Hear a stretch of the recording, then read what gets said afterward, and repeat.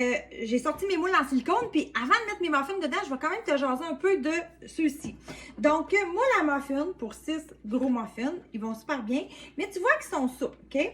Donc, moi, je te conseille de les déposer si tu as la chance d'avoir un contenant de la collection Ultra Pro qui est le contenant lasagne ou la grande rôtissoire. Regarde, ils se déposent directement dessus comme plateau, puis ça se transporte super bien.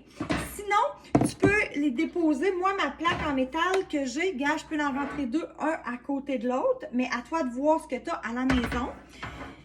Un petit truc aussi, parce que mon moule en silicone, il rentre très bien dans mon grand contenant garde-gel plat.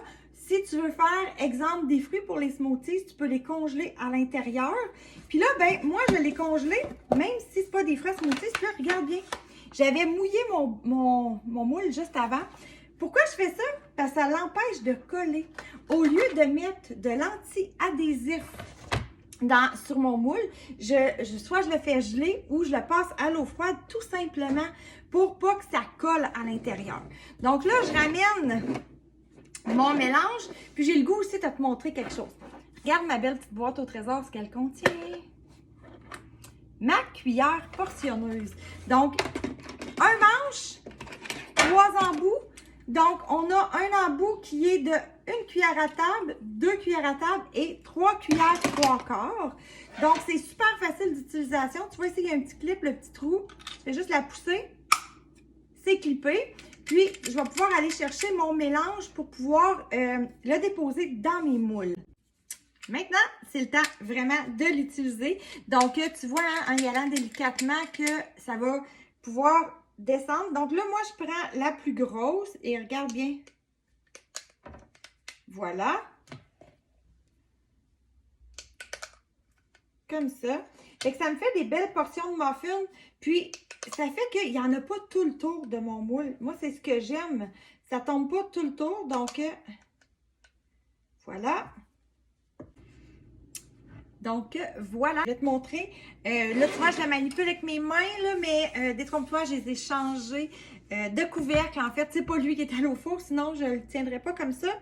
Je vais te montrer pendant quand même qu'ils sont chauds, comment ils se démoulent bien. Tu te rappelles que j'ai mis absolument rien pour l'anti-adhésif. Là, j'ai vraiment juste froidi mon moule. Donc, regarde bien. Je vais juste tout simplement, je vais te le montrer que tu le vois bien. C'est chaud. Regarde, tout de suite, c'est décollé et ça va vraiment bien se laver. Regarde, ça décolle tout de suite, tout de suite.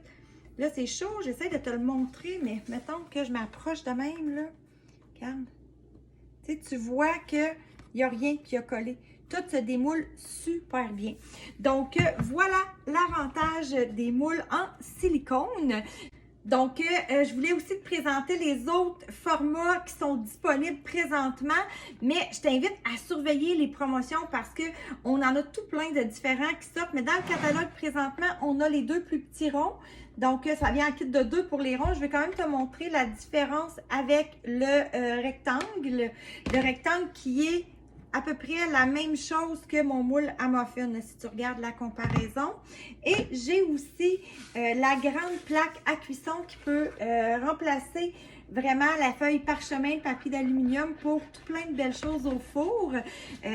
Moule à muffin qui sont là. Moule à beignets, moule à graissins, des petites baguettes, moule à gaufres. Ce sont tous des formats qu'on a régulièrement dans les promotions. Donc, je t'invite à faire suite et à t'équiper pour éviter de jeter des moules de papier. C'est si facile, ça va être facile à nettoyer aussi par la suite.